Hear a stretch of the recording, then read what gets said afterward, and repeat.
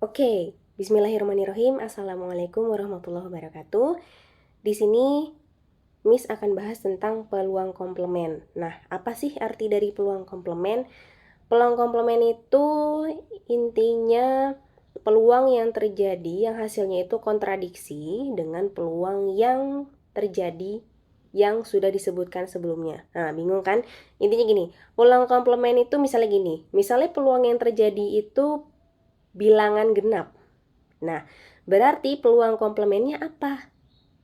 Ya udah kebalikannya. Berarti peluang munculnya bilangan ganjil. Intinya seperti itu ya. Jadi bisa kita simpulkan bahwa si peluang komplement itu adalah kontradiksi. Ya, kontradiksi. Tadi contohnya misalnya peluang yang terjadi itu misalnya peluang A ya adalah bilangan genap, ya kan? Nah, berarti peluang yang bukan terjadi atau yang tidak terjadi itu ditulisnya PAC. Peluang komplement kejadian A. Jadi bacanya dari P terus ke C terus ke A gitu ya. Nah, berarti apa ya kebalikan dari bilangan genap, yaitu bilangan ganjil. Makanya di sini peluang komplement itu bisa ditulis seperti ini. Peluang yang terjadi ketika ditambah dengan peluang yang tidak terjadi itu hasilnya sama dengan 1. Makanya di sini kalau kamu mau cari yang namanya peluang komplement bisa ditulis PAC sama dengan 1 dikurang peluang yang terjadi atau peluang A. Oke, seperti itu ya. Nah, sekarang kita langsung ke contoh soalnya aja. Oke. Di sini ada 3 contoh soal ya. Nomor 1 sama 2 itu gampang banget ya. Jadi kamu pasti bisa. Jadi kita langsung jawab aja. Di sini kakak tulis jawab. Cielah kakak miss ya. Oke, number 1. Di situ diketahuinya adalah peluang seorang diterima PTN idaman ya. Oh, di sini kakak lupa kasih tahu. Peluang komplement itu biasanya ada kata kuncinya tidak atau bukan. Nah, berarti ketika nomor 1 ini yang diketahui adalah peluang seorang diterima, berarti dia yang terjadi ya kan, peluang kejadian A-nya karena dia diterima ya. Peluang kejadian A-nya itu adalah 0,54. Yang ditanya peluang ia tidak diterima, berarti kebalikannya kan? Nah, berarti yang ditanya adalah PAC-nya. Berapa? Ya kan? Nah, tadi cara mencari PAC bagaimana saudara-saudara? Yes, 1 dikurang dengan peluang A, berarti 1 dikurang 0,54. Jadi berapa tuh?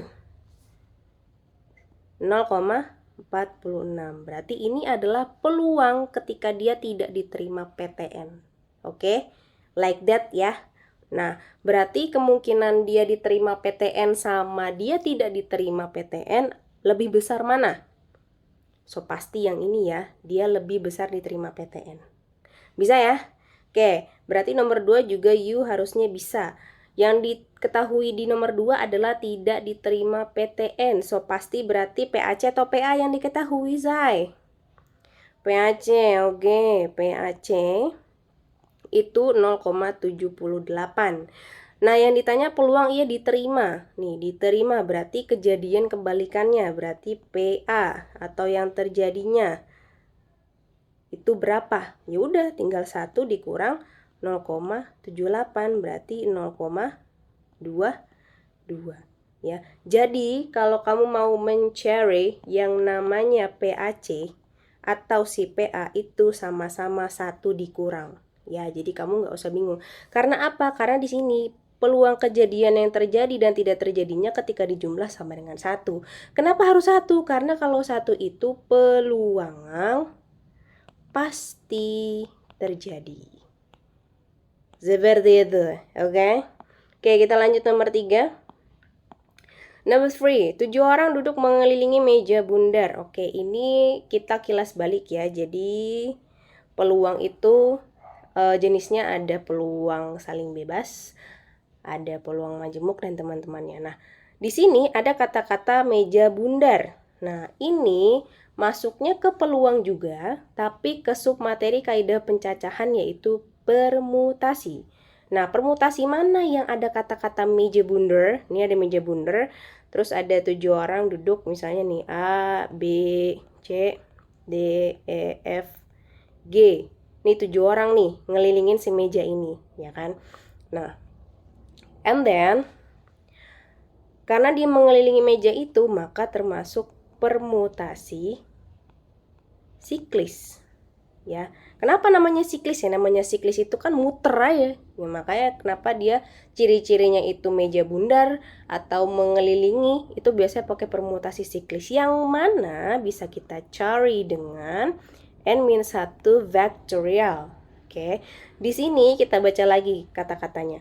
Yang ditanya adalah peluang 3 orang tertentu yang tidak duduk berdampingan. Berarti kejadian A-nya di sini adalah 3 orang yang apa coba? Di sini ada kata tidak, berarti kalau misalnya kejadian A-nya adalah yang positifnya. Oke, berarti 3 orang yang duduk berdampingan. Sip. Terus yang B-nya berarti lawannya 3 orang yang tidak duduk berdampingan. Gitu ya. Nah, berdampingan gitu lah ya. Nah, berarti bagaimana kita cara mencarinya? Nah, kita cari yang kejadian A dulu. Di mana si kejadian A ini 3 orang yang duduk berdampingan. Oke, yang kejadian A itu kalau misalnya 3 orang duduk berdampingan, awalnya kan N-nya 7 nih. Tapi karena ada 3 orang yang mau terus-terusan bareng nih karena dia bestie, berarti kita hitung 3 orang itu jadi satu bagian. Misalnya 3 orang itu ABC. Nih, satu geng lah gitu ya. Nah, tadinya kan ada 7. Berarti yang 3 orang ini yang warna hijau ini, yang lingkaran hijau ini dihitung satu bagian. Habis itu mana lagi? Kesini 2, 3, 4, 5. Like that. Berarti yang tadinya ada 7 orang sekarang tinggal 5 orang. So, pasti permutasi siklisnya 5 dikurang 1 faktorial. Jadi ada 4 faktorial T berapa? 24. Nah, oke, kita balik lagi ke orang yang duduk berdampingan tadi. Orang yang duduk berdampingan tadi, dia boleh tukeran di mana aja kan? Misalnya A ke C. Maaf sayang. Misalnya A ke C, atau C ke B, atau B ke A, atau ya pokoknya mereka bertukar lah ya. Nah, setiap orang itu bertukar tempat sebanyak 3 kali atau 3 faktorial. Makanya si permutasi siklis tadi yang 24 tadi dikali sama 3 faktorial. Itu 24 kali 6 sama dengan 144. Ini kita simpan dulu. Kenapa? Karena ada yang permutasi B-nya. Warna naon ya? Warna ungu deh, ungu. Oke.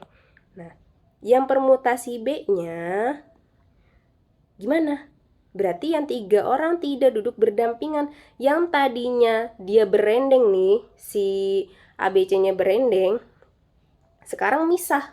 Berarti N-nya balik lagi ke 7. Berarti permutasi siklisnya 7 dikurang 1 faktorial dapat 6 faktorial. 6 faktorial itu 720. Nah, sekarang peluang total. Nah, jadi gimana peluang totalnya untuk mendapatkan peluangnya? Karena nanti kita tetap balik lagi ke yang 1 dikurang itu. Jadi peluang totalnya adalah 144 per 720. Jadi kejadian A ya berbanding dengan kejadian B. Jadi kalau disederhanakan ini dapat 1/5.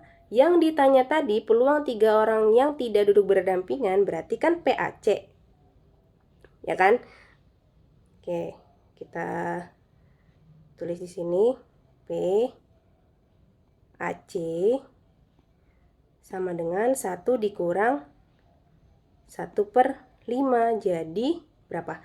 1 itu sama aja 5/5 kan? Jadi kalau kamu bingung cara nguranginnya gimana, kamu rubah aja dalam bentuk pecahan. Cara ngelihatnya gimana, kamu lihat penyebutnya. Penyebut yang di sebelah kanannya kan 5 nih, berarti yang satu ini kamu rubah jadi per 5 juga. Gimana caranya biar atas dibagi 5 hasilnya 1? Ya pasti 5, ya enggak, karena 5 bagi 5 hasilnya 1.